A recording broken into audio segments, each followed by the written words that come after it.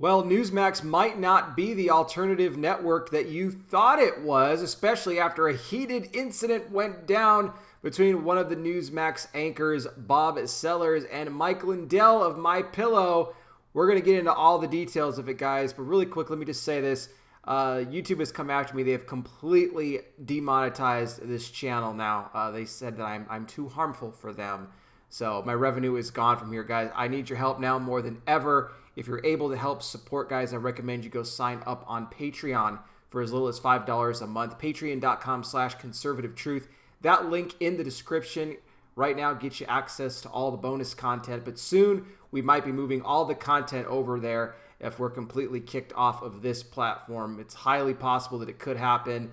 We also try to do what we can to update people over there when new videos are now going to be going out on YouTube, because they're not even putting out all of our alerts. So that's going to be another perk for being a patron member. So thank you guys for the support with that. Please also like this video, share it, hit the bell, subscribe, and I wear the glasses because I'm blind. Now, this whole situation went down on Tuesday. You had Bob Sellers. He was talking with Mike Lindell. Now, they wanted to be, the topic was supposed to have been about Twitter and how he got kicked off of there. And they also recently just booted the official MyPillow Twitter account as well, because Mike was apparently trying to tweet on there, and Twitter said, nope, we can't have that. This one's gone too.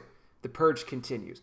But the conversation kind of went in a little bit of a different direction, and Mike started talking about, well, you know, the whole thing that happened on November 3rd that we're not allowed to talk about. Mike wanted to get into that. He started talking about the machines and everything like that. And Sellers, in a CNN moment, just completely started talking over Mike, shouting at him, saying, we've already been through that. We've already talked about that. You don't have any proof. There's no evidence.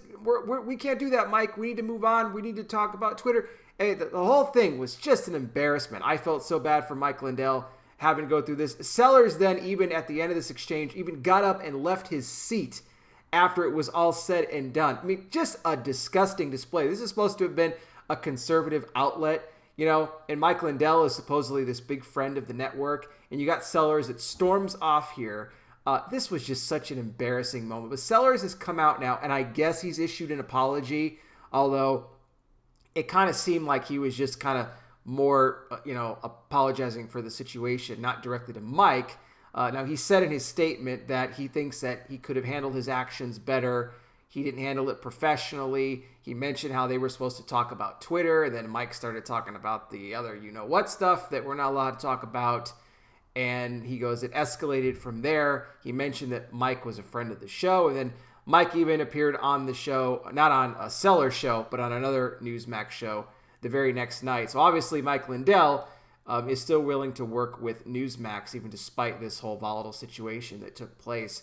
But Sellers never really, admitting that Mike was right in what he was mentioning here with this and the machines and everything, and just said that he could have handled the situation better. Well, obviously he could have, but he didn't really offer a direct apology to Mike Lindell. So I don't know. If I were Lindell, I might think twice maybe before going back on Newsmax. But again, I know he's, being purged off of everything. So maybe he wants to keep whatever, platforms he has for the time being, since so many of them are going away. But if you guys missed the original clip, I'll go ahead and put it down below in the description, and you can check it out with that exchange. I mean, you would think that you're actually watching something on CNN, MSNBC, or even now Fox, because Fox has done this before too, where they cut off guests or they start showing a brief clip of the White House, press briefing. They say, "Oh, we can't play that. We can't verify that." So that's kind of what this was all about. Again, guys, let me know your thoughts down below in the comment section, and if you're able to help support the ministry over on Patreon, I would greatly appreciate that. All the links down below. Thank you so much for watching.